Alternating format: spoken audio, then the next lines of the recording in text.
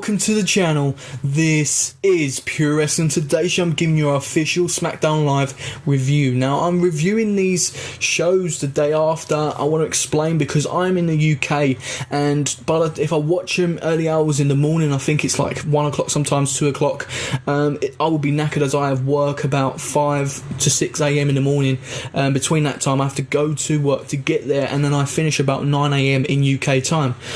So then I come home and then I review the show for you guys and give you your review and the rating on each show: Monday Night Raw, SmackDown Live and NXT. The same as this week. If you missed my Monday Night Raw review, please check it out. There'll be a link in the description, and at the end of the video I'll leave, after my outro, there will be a thumbnail and you'll be able to just see the latest videos that I've done. Also Hell in the Cell review on the channel, top 5 Sister Abigail picks on the channel, top 10 wasted superstars in WWE on the channel. And just to let you know guys, a video will be coming out not tomorrow because NXT review will be on the channel, but the day after. There will be a video for top 10 draft picks that need to happen in 2018. And go into detail and talk about which drafts I would make, and I would like you guys to stay tuned on the channel and be aware that that video will be up on this week basically, and I will have another video for you guys, so you can check that out, and I'll be recording that tomorrow as I do my NXT review. So that is it guys. I just want to say, please smash the thumbs up if you enjoyed this video. It lets me know I'm making great content and you're enjoying it. Comment down below what you thought of SmackDown, give me a rating, and yeah, just give me your sort of review, what you enjoyed, what you didn't. And yeah, just stay tuned, subscribe. If you're new here, thank you very much for joining me on this video, and hopefully you can join me on the journey to 200 subscribers, hopefully by Christmas or New Year. That is my aim. I would love for you to stay tuned because this is Pure Wrestling. It's great content on this channel. I try to upload a lot of videos in a week, so stay tuned. There's a lot more coming. Thank you very much guys, and we go straight into the SmackDown Live review. So the best part of SmackDown Live right now is the Usos, in my opinion. The Usos kick it off. They come down, they call out the New Day, and basically say that no, you guys know what we are feeling right now. It's a first tag team match inside Hell in a Cell. You know the pain we're feeling. We're telling everybody we're okay, but you know the pain we're feeling. Nobody else backstage are as good as we are in the ring. They give their respects to the New Day, and as they go on, basically the Hype Bros come down and basically demanding opportunities, as they took all the opportunities inside the ring and they deserve their opportunity. Then Chad and Shelton Benjamin come out and basically saying, we beat you at Hell in a Cell, we're at the front of the line now, we deserve it. Then you had Breezango and then the Ascension come out. Before the Breezango could even speak, the Ascension come out, interrupt them. Everyone's demanding opportunities. Daniel Bryan comes out and announces a 4-way tag match straight after this scene, basically right now. Basically a four-way tag match. I personally was annoyed with this because it doesn't make sense to me. You've got 4 weeks to 5 weeks to build towards Survivor Series, and you're already going to find out your tag team title contenders. I was like, okay, well, that is just pure lazy. Now, they didn't need to do this. Look at NXT, right? If you watch NXT, if you don't, then I'll tell you right now, their NXT Women's Championship is on the line. They've got no champion because obviously Asuka is coming to Raw, and they need a champion. So what they've done is, over these next few weeks, building up towards the pay-per-view, they're going to have triple threat matches, I think it is, of the contenders. They're going to need to fight, and there's 4 people that are going to go through to be in the fatal 4-way for that title. That is just genius, creative, and it's more fun to watch. I would have preferred that for SmackDown Live. This week 2 of the teams go at it, next week 2 of the teams go at it, then the 2 losers go at it, and then the week after that, or on that same day, the last week, you have the winners go at it. Whoever wins goes against the Usos, and it would have made sense. It would have been more fun to watch and more appreciate, I think, creatively. But anyway, it happened, and I was okay with this. But also, Brian looked heel, guys. I was a bit worried. And I know he's demanding because he's GM, but he was demanding Usos and New Day out the ring because obviously the match was going to come up next. But he didn't actually say that. He just said, out of my ring. And the crowd started chanting no, and he started becoming more nasty. He was like, well, it's my ring, get out of my ring, sort of thing. And it was really heelish. I was a bit like, please don't do this. Is this a test to see if Daniel Bryan's a good heel? I'm hoping not, because Daniel Bryan is a face and should stay a face. But anyway, this segment I was pleased with. I was pleased to see the Usos and the New Day and the show of respect. They deserved that, and it was good to see them come out of character for a bit, because they need to show that respect. Sometimes your bitter enemies can make you better as a wrestler and better as a person. So that was a good scene, and then it just was ruined by all of them coming out. It was just a normal WWE booking. But in total, the scene was okay.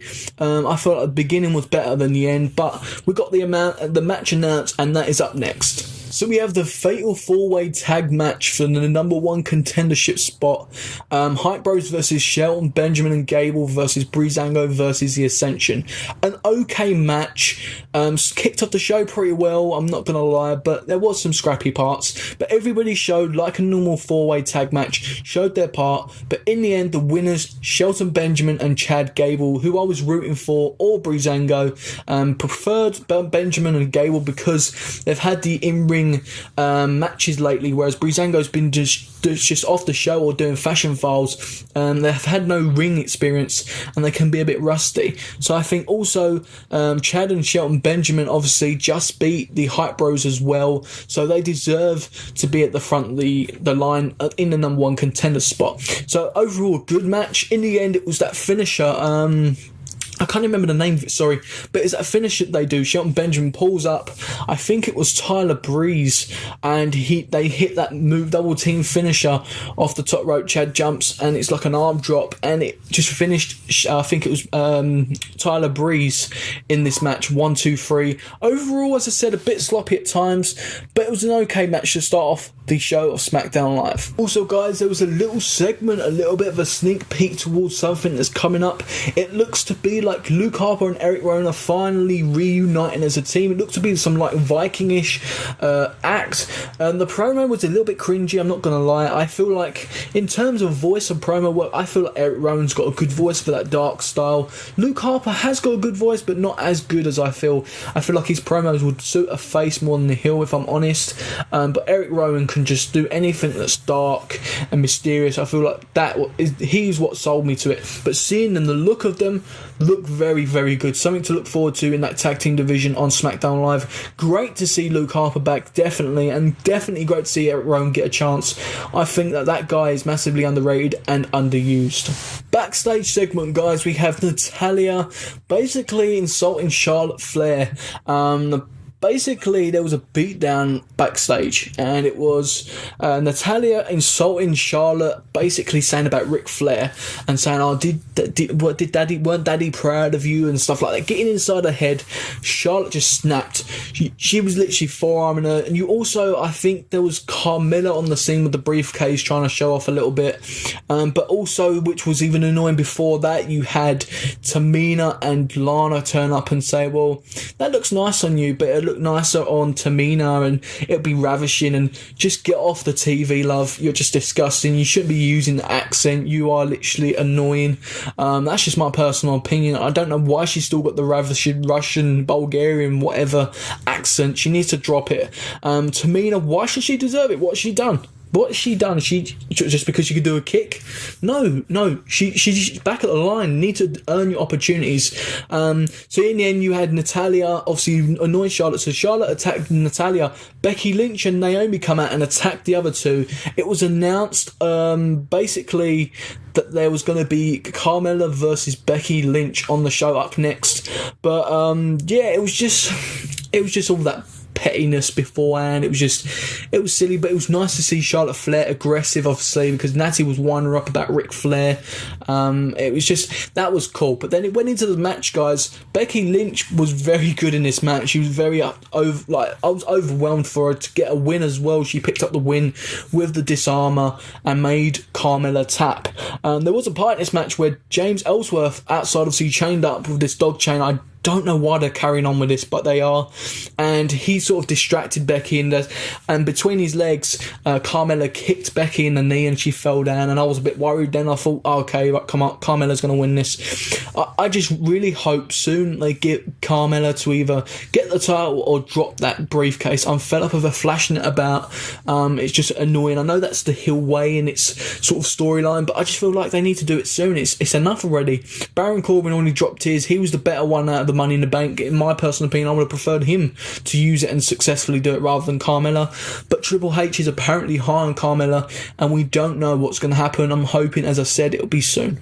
There was also a scene backstage where I think it was one of the interviewers, I can't even remember her name, she was trying to say, basically saying Kevin Owens and Sami Zayn were making everybody wait, and I can't remember, I think this may have been before the women's segment, and yeah, it was just really a bit like, well, okay, it was funny. Kevin Owens is making people wait as per usual, but it was like it weren't needed.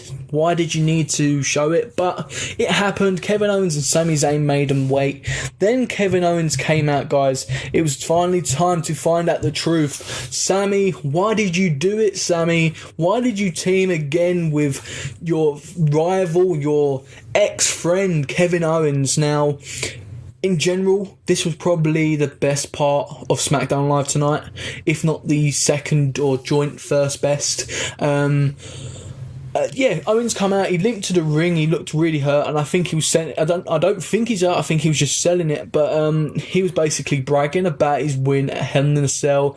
He talked about his near-death experience, he done some story, saying he was basically sent to heaven, and they said, we don't need you, Kevin, Earth needs you more, we're going to send you back, and it was just pure funny, it was pure gold. Kevin Owens is back. I love this Kevin Owens, the pure smart ass, the pure heel, cocky, I just love it. I think Kevin Owens can be a top heel in WWE if booked correctly. None of that Pride of America, it was pathetic. He is a pure heel. He will take you out and he will do anything to win. And it was nice also to see Kevin Owens with this new vest to fight anyone. I actually liked it. I was thinking about getting it on shirt. I'm guessing they've got the shirt out. It looks quite nice rather than fight Owens fight or anything. But anyway, he was talking about that. He introduced his guardian angel, Sami Zayn. He called Sami Zayn down. Sami Zayn come out. He explained that he was tired of doing things the right way and getting nowhere. He was frustrated with Shane McMahon not delivering his promises, because before, while he was at Raw mistreated, Shane called him and said, I know you've been mistreated, we're going to give you opportunities at the land of opportunity and we're going to give you the respect you deserve. He's fed up of not getting that. He's been offered that and he's not got it. And he hasn't got any opportunities or respect anywhere.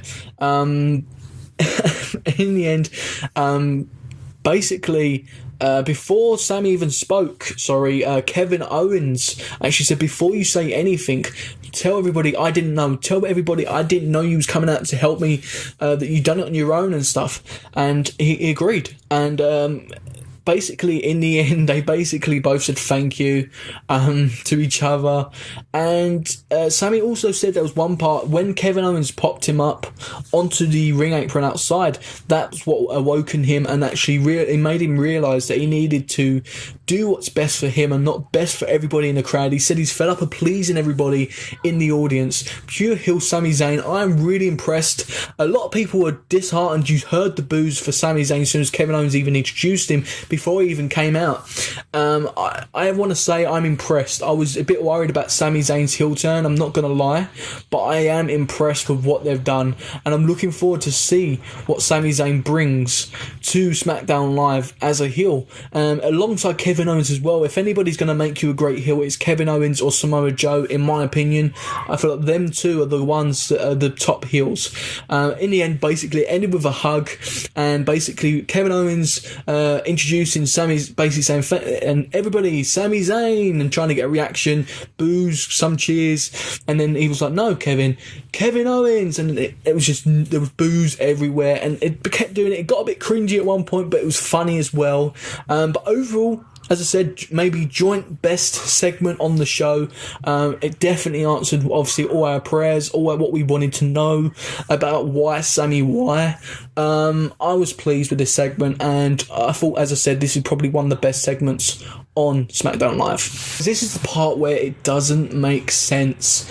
We had Rusev and Aiden English teaming up in a tag team match against Randy Orton, and here we go, guys, Shinsuke Nakamura. Why Shinsuke Nakamura teaming with Randy Orton? I don't know. My prediction before I watched this match was Shinsuke Nakamura was going to be turned on at the end of the match by Randy Orton. I thought that was going to happen. They was going to pick up the win and Randy Orton was going to RKO him, because they had that little thing going on beforehand. They was going against each other. Obviously, tonight on the show, guys, was a bit more pleasant. There was no Jinder Mahal, no Goon Brothers, Singh Brothers, whatever you want to call them, the Goon Squad.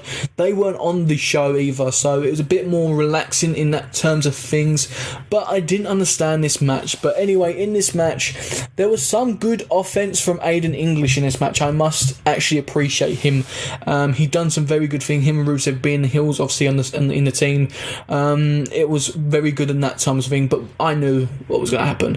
I predicted it before the match. I said it was going to be a RKO Kinshasa 1, 2, 3. That is exactly what happened. Rusev tried to come in and help Aiden English. Randy Orton RKO'd him.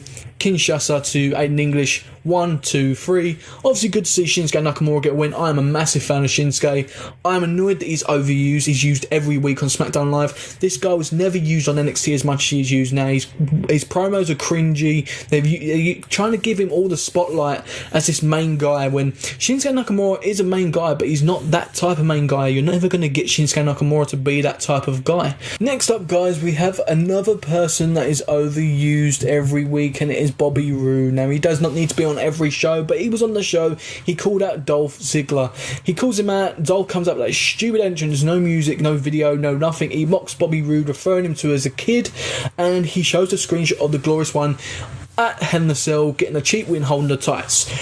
He wants a rematch. Bobby Roode agrees to have a rematch on the night, and basically Dolph Ziggler doing that heel thing, teasing, okay, you want it tonight? Yeah, we're going to do it, yeah. On my time, it's going to be me who decides when we have this match. But afterwards, it was announced Bobby Roode and Dolph were going to be next week on SmackDown Live, which I would prefer to see now rather than at the pay-per-view. I think they should get this over and done with. I was not pleased with what happened at Hell in a Cell. I was expecting this to be a better feud. I feel like it's just been jumbled together. As Bobby Roode comes up, as anyone comes up from NXT, you have Dolph. You get fed to Dolph. Well, Dolph gets fed to you, and that is it. But this segment, there was one part in this segment where Bobby Roode forgot his lines. It was a bit sloppy and it was just stupid. It didn't need to happen. We already seen this match. Why not have a little bit of a promo backstage or something? And you don't need to see this. It just felt like some of these parts before the main event, which is up next, it was just all fillers. Now, the only things, as I said to you, was the tag teams, the respect thing in the beginning, and the Kevin Owens part, which made sense on the show. The Charlotte Flair thing, again, that can be a bit of acceptable as well, but there were some parts which didn't need to happen, like the Lana thing, saying, oh, Tamina should have it. It was just all little niggly filler bits. Next up, we have the main event, which was announced during the show, Baron Corbin versus AJ Styles. AJ Styles revoked his rematch clause for the title on the show, which was probably, as I said, this was one of the best moments on the show, joint with Kevin Owens and the respect part of the tag teams in the beginning. I was pleased with this match. This match was very good, but before this match happened, there was a backstage segment with Baron Corbin. I think he was interviewed by Renee, and he was basically saying about all the haters and all that, the Twitter trollers and stuff, that he's going to basically hold it and they're going to eat it, and it was basically an interview, gunning down Twitter followers and stuff like that. Yeah, as I said, the match was pretty good. It was it was better than all the other stuff that was on the show, apart from, as I said, them other things. But it was a good match in general. I think this is the best match they've had together. There was parts in this match where obviously AJ Styles took offence, showed his experience. There was one part where he was on the outside of the ring and he was going to jump up and do the phenomenal forearm or a 450, but Baron Corbin, jumped down, looked to reverse it, but AJ jumped back down off the rope like he does, that experienced worker he is, and then he done it again and actually hit the forearm. Professional, so well done. There was parts of Corbin in this match where he does that run in and he does it, and there was also Baron went to roll out and done that running. He done it first in the match and he went to do it again. AJ Styles was so quick and drop kicked him, and Baron Corbin sold very well and jumped over the announce table, made it look like the Impact impact was so good. But in the end, it was just too much for AJ Styles. Baron Corbin, with the end of days, secured the victory. I was glad to see that AJ didn't kick out. I want this move to be protected, just like many other moves in the business. In the end, Corbin wins clean. I wanted it to stay on Corbin because we've seen AJ as champ. He needs to move on and do something else. He needs to go for that main title against Jinder, because if John Cena is not coming back anytime soon, it is only going to be AJ Styles. I do not think Shinsuke Nakamura should be champion anytime soon, but I predicted him to be champion because I just felt like they was going to give it to him, and I wouldn't mind seeing Shinsuke as champion. I just don't want to see it now personally. But the Lone Wolf with a victory, and he cut a promo at the end, like sort of the same as his backstage segment really. Just basically he's talking about the Twitter haters, and he's going to basically rub it in anybody's face. Nobody's good enough, and I was expecting Ty Dillinger to come out, but that didn't happen. But overall, as I said, this segment was really good to close off the show. Very good match, and I wouldn't mind seeing this match again if they was going to fight like they did again. But that is it, guys. That is the review of SmackDown Live, and I'm going to give you a basically rating on the show. It was not as good as Raw, in my opinion. There was good parts in it, like Raw. There was 3 good parts in Raw, and there was just the rest of fillers. But with Raw, the fillers were actually good, whereas SmackDown, there was some good, some bad. A fair rating of 4.5 to 5. I feel like this it's just an average show. There was nothing to expect more of this. Now, as I said, there was equally good. There was very good parts, but it was just sloppy. It was just uncreative. And personally, I think that's fair, a 4.5 or a 5 if I was to stretch it. But that is it, guys. That is my SmackDown review for you guys. I hope you enjoyed it. Smash the thumbs up if you did enjoy it. Comment down below what you thought SmackDown with a rating. Let me know what was good and bad. Description down below. Links to social media where you can contact me elsewhere if you can't comment, if you haven't got a YouTube account. Do not worry, social media links down there. Also, links to my past videos down there, guys. If not, at the end of the video on the thumbnail, there'll be the latest 3, maybe 4 on the end of the video at the thumbnail. So that is it, guys. I hope you enjoyed this video. Don't forget, NXT review tomorrow for you guys, and the next day, the top 10 drafts in 2018, and maybe another video this week, if not next week. So stay tuned, subscribe, hit that notification bell, and we'll see you on the next video of This Is Pure Wrestling.